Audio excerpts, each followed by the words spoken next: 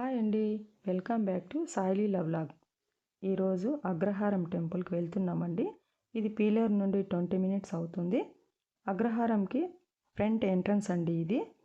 ఇలా వెళ్తే 5 మినిట్స్ పడుతుంది. టెంపుల్ దగ్గరికి వచ్చేసాం. ఎదురుగా నాగపడగల విగ్రహాలు ఉన్నాయి. ఇక్కడ పూజ చేసుకోవాలంటే కూడా చేసుకోవచ్చు. టెంపుల్ ఫ్రంట్ ఇలా ఉంటుంది.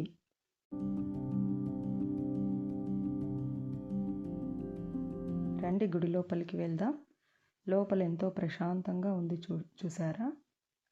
ఇలా ఫస్ట్ వెళ్ళగానే వినాయకుడి టెంపుల్ ఉంది. ఇక్కడ దర్శనం చేసుకొని వచ్చాక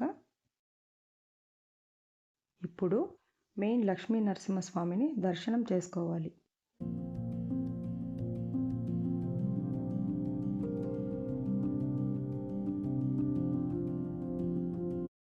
లోపల లక్ష్మీ నరసింహస్వామిని దగ్గరగా చూడొచ్చండి. ఈ గర్భగుడి ఈశాన్యం చూస్తున్నట్టు ఉంటుందండి. అందుకే స్వామి యొక్క అమ్మవారి చక్రము ప్రతిష్ఠించారు. గర్భగుడి ఓపెన్ చేయగానే శ్రీచక్రాన్ని దర్శించుకుంటే మన కోరికలు నెరవేరుతాయి. పెళ్లి కాని వాళ్ళు, సంతానం లేని వాళ్ళు ఇక్కడ గర్భగుడి చుట్టూ 11 ప్రదక్షిణాలు చేస్తే ఖచ్చితంగా జరుగుతాయి.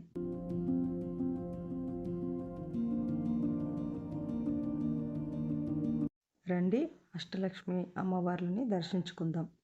ఇక్కడ చూస్తే ఈ గర్భగుడిలో చుట్టూ అమ్మవార్లని ప్రతిష్ఠించారు. చూడండి ఎంత బాగున్నారో.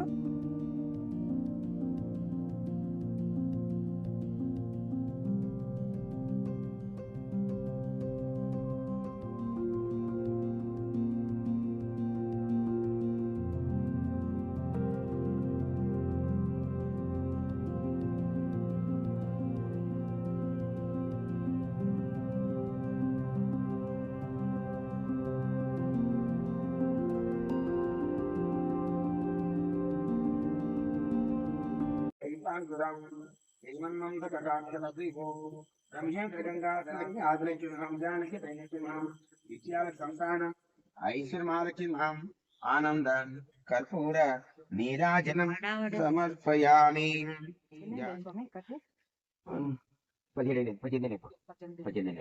2007 ప్రతిష్ట, 2027 18. వరలక్ష్మి మహాలక్ష్మి ఫలప్రసాద సిద్ధిరస్తు.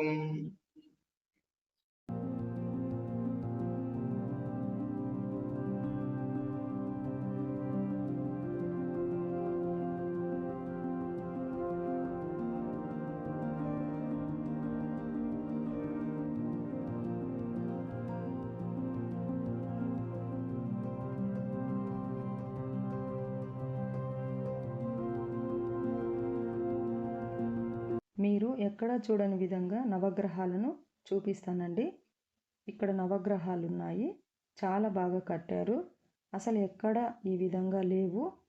ఇక్కడ ఎవరికైనా జాతకంలో దోషాలుంటే ఇక్కడికి వచ్చి పూజ చేయించుకోవచ్చు. చాలా బాగుంది. చాలా టెంపుల్స్లో నవగ్రహాలను ప్రతిష్ఠించారు.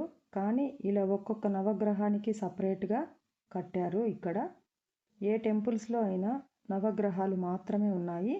ఇక్కడ సతీ సమేతంగా విగ్రహాలను ప్రతిష్ఠించారు. శక్తిదేవి సమేత అంగారక గ్రహం అండి. ఇక్కడ సింహికాదేవి సమేత రాహు గ్రహం అండి. ఇక్కడ జ్యేష్ఠాదేవి సమేత శనిగ్రహం అండి. ఇక్కడ చిత్రలేఖ సమేత కేతు గ్రహం అండి. ఇక్కడ తారాదేవి సమేత గురుగ్రహం అండి. ఇక్కడ జ్ఞానాదేవి సమేత బుధగ్రహం అండి. ఇక్కడ సుకీర్తిదేవి సమేత శుక్రగ్రహం అండి. ఇక్కడ రోహిణీదేవి సమేత చంద్రగ్రహం అండి. ఇక్కడ ఉషా ప్రత్యూష సమేత సూర్యగ్రహం అండి. సతీ సమేతంగా ప్రతిష్ఠించిన నవగ్రహాల్ని దర్శించుకోండి. ఈ గుడి గురించి స్థల పురాణం ఇక్కడున్న పూజారి గారు వివరిస్తారండి. అగ్రహారము లక్ష్మీ నరసింహస్వామి దేవాలయం. ఇక్కడ వచ్చేసి మనకు పూర్వము స్వామి లక్ష్మీ నరసింహస్వామి ఈ ఊర్లో గ్రామంలో వెలిసినాడు అనమాట. ఒకప్పుడు అంటే 400-500 సంవత్సరాల క్రితం. అప్పుడు చాలా ధూపదీప నైవేద్యాలు కానీ, జాతరలు కానీ, బాగా పూజలు బాగా జరుగుతున్నాయి. తర్వాత తదనంతరము రాను ఆ యొక్క స్వామికి పూజలు కూడా నిలిచిపోయినాయి.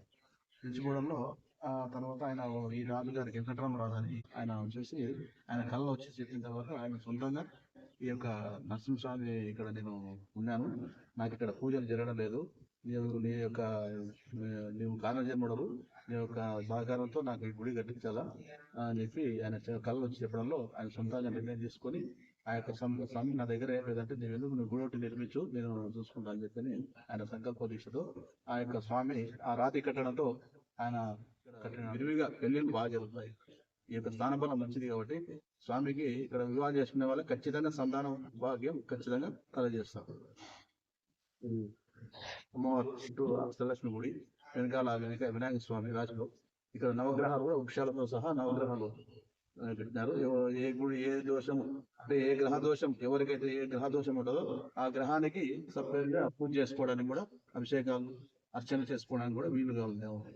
విడివిడిగా కట్టేశారు, వృక్షాలు కూడా పెట్టేశారు. బాగుండమ్మా.